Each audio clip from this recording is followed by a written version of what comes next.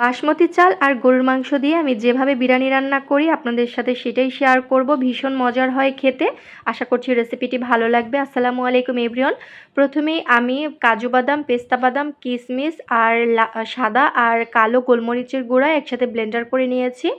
আর এখানে আমি গুঁড়া দুধ দিয়ে 2 টেবিল চামচ পরিমাণ ঘি দিয়ে একসাথে মিশিয়ে নিয়েছি।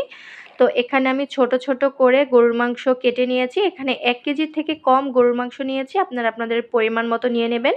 আর এখানে আমি প্রায় 4 টেবিল চামচের মতো টক দই দিয়ে এখন ম্যারিনেট করে নেব। সাথে আমি বাটা মশলাও অ্যাড করে দিয়েছি।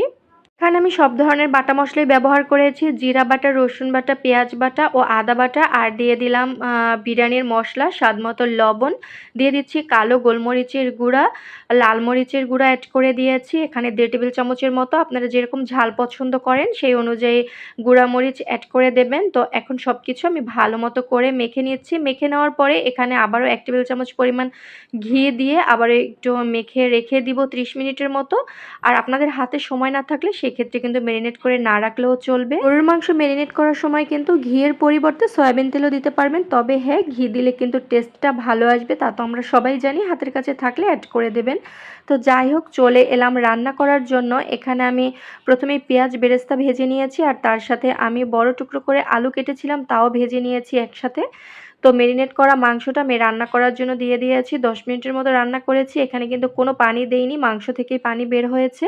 আর এখানে আমি যেই বাদাম পেস্ট করে রেখেছিলাম তাই অ্যাড করে দিলাম। আর এখানে আমি গোটা মশলা অ্যাড করে দিয়েছি, তেজপাতা, দারচিনি, এলাচ। আর এখানে আমি একটা স্টার মশলা অ্যাড করে দিয়েছি। তো সব কিছু আবারও নেড়েচেড়ে মিশিয়ে নিয়ে আবারও ঢাকনা দিয়ে ঢেকে রান্না করে নিয়েছিলাম।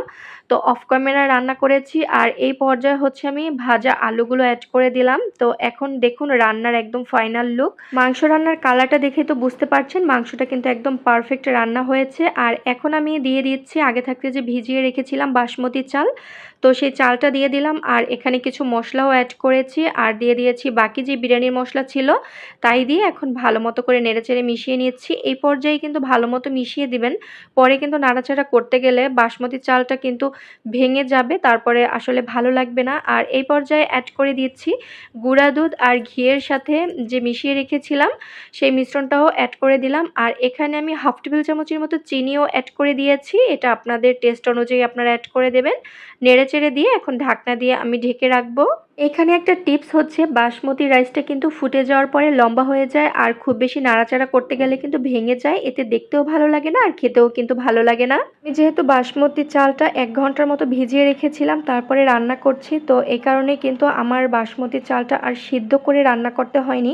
অনেক সময় দেখা যায় যে 80% সিদ্ধ করে তারপরে বিরিয়ানি রান্না করা হয়, তবে আমার কাছে ওইভাবে সিদ্ধ করে রান্নার চাইতে এভাবে 1 ঘন্টা ভিজিয়ে তারপরে রান্না করলে এটাই ভালো মনে হয়েছে, তাই আমি এই পদ্ধতিতেই রান্না করি। আর রান্না করার এই পর্যায়ে গ্যাসের উপরে আমি একটি তাওয়া বসিয়ে দিয়েছি আর তাওয়ার উপরে আমি বিরিয়ানির যে পাতিলটা সেই পাতিলটা দিয়ে দিলাম। আর এখানে ঢাকনার উপরে যে ছিদ্রটা ছিল সেটা আমি একটি এলাচ দিয়ে বন্ধ করে দিয়েছি, সরি এলাচ না, লবঙ্গ দিয়ে বন্ধ করে দিয়েছি।